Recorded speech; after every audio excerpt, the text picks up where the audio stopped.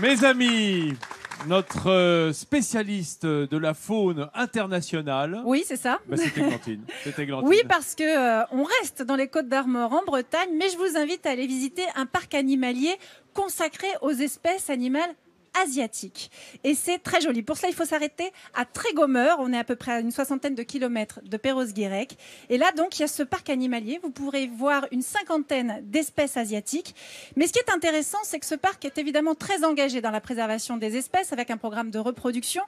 Mais vous allez voir que quand on se bat pour préserver la biodiversité, parfois ça prend quelques chemins un petit peu inattendus, puisque par exemple, dans ce parc, eh bien, on se consacre à la reforestation. Regardez. À Trégomer, ce zoo est un petit coin d'Asie en plein cœur de la Bretagne. Pas moins de 50 espèces originaires de ce continent s'y côtoient.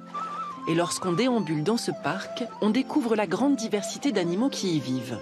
En Asie, c'est très très varié, il y a une grande richesse faunistique et sur toute la biodiversité en général. Donc on peut trouver tout ce qu'on va trouver partout, donc que ce soit des singes, des chameaux. L'Asie c'est très très vaste, donc les chameaux vont être plus localisés dans l'Asie centrale. Eux, les singes en général vont être plus dans le sud-est asiatique avec des climats plus tropicaux. C'est vraiment très très varié. Parmi eux, l'ours malais, le plus petit ours du monde. Au niveau sécurité, on est au même niveau que les tigres par exemple. Donc on rentre pas avec, on n'a pas de contact avec eux. Voilà, si moi là je rentrais dans l'enclos, je me donne 5 minutes. Voilà, il faut que je cours très vite.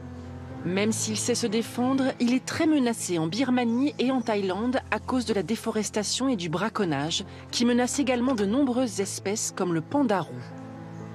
Ici on a un couple, donc on a Gordy qui est notre gros mâle, donc il se reconnaît assez facilement parce qu'il a un masque plus défini.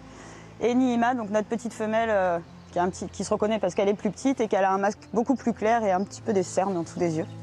Si ce couple a déjà donné naissance à des petits, aucun d'entre eux n'a pu et ne pourra être réintroduit dans son milieu naturel tant que les problèmes de déforestation ne seront pas réglés.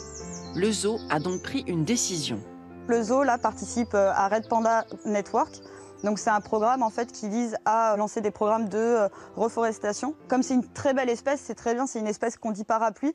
C'est-à-dire en protégeant le panda roux, on va pouvoir protéger toutes les espèces qui vont agir aussi dans la forêt. Donc ça a un grand impact. Les zoos du XXIe siècle ont opéré une mutation. Présenter simplement au public des espèces en voie de disparition sans agir pour leur survie sur la planète serait aujourd'hui un non-sens. Tous sont désormais des acteurs importants pour la conservation de ces animaux. Voilà, et après... Églantine. Oui, regarde, après le parc consacré aux animaux asiatiques, je suis là avec 2 charpets. Pourquoi? Eh bien parce que ici, dans les Côtes d'Armor, il y a un élevage consacré à ces chiens d'origine chinoise. Bonjour Dani. Bonjour, dans le micro, s'il vous plaît. On a l'impression qu'il y a le vent qui leur a soufflé dans le dos, quoi. Que ça a ramené toute la peau. Mais regarde, ils sont absolument adorables ces charpets. Je te présente ça, c'est Yoko. Et votre chien, Dani, s'appelle Diang. Diang, il a 8 ans et demi à peu près. Il a 8 ans et demi, oui. Et Yoko a 5 ans. Alors, ces charpets, tout le monde les connaît. On les reconnaît bien avec cette petite bouille absolument adorable. Tu veux pas regarder la caméra, toi? En fait, Yoko a très envie que je la caresse. Il te regarde toi, voilà. C'est normal. Mais oui, et la mère peut-être, qu'elle regarde la mère. Alors, vous reconnaissez le charpet d'origine asiatique chinoise, donc qui est en Chine depuis à peu près 2000 ans. Mais c'est un chien qui a failli disparaître parce que pendant les années communistes, dans les années 50, ils ont instauré une taxe sur les chiens de luxe dont faisaient partie les charpets. Cette taxe n'a cessé d'augmenter au point qu'à un moment, eh bien, le chien a fini par disparaître. Et ce chien a été sauvé, figurez-vous, par les Américains. Une association d'Américains ont décidé de sauver ce chien dans les années 70 à peu près. Et c'est comme ça qu'on les retrouve aujourd'hui. Ce sont des chiens qui ont été utilisés comme chiens de combat, comme chiens de ferme, comme chiens de travail. Et puis finalement, ce sont des chiens absolument adorables. Ce sont des chiens de canapé aujourd'hui. Des chiens de canapé. C'est vrai que ce sont des bons toutous très calmes en fait. Très calmes.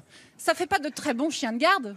Si, ils aboient quand même quand quelqu'un arrive à la maison, mais 5 minutes après, c'est terminé. Alors, ils ont quelques particularités physiques, évidemment. Tiens, tu veux bien montrer un peu tous tes plis, ces fameux plis comme ça. Alors, il faut savoir qu'en chinois, charpé, ça veut dire peau de sable. Et c'est vrai qu'on donne l'impression comme ça d'avoir des dunes de sable. Et puis, il y a cette langue. Est-ce que tu veux bien montrer ta langue? Parce que le charpé est un cousin du chocho. Et ils ont tous les deux, tu veux pas la montrer, cette langue toute bleue. Oui, la langue bleue, comme s'ils avaient mangé des myrtilles. Alors, moi, je la vois. Elle est vraiment bleue, bleue comme la mer, exactement.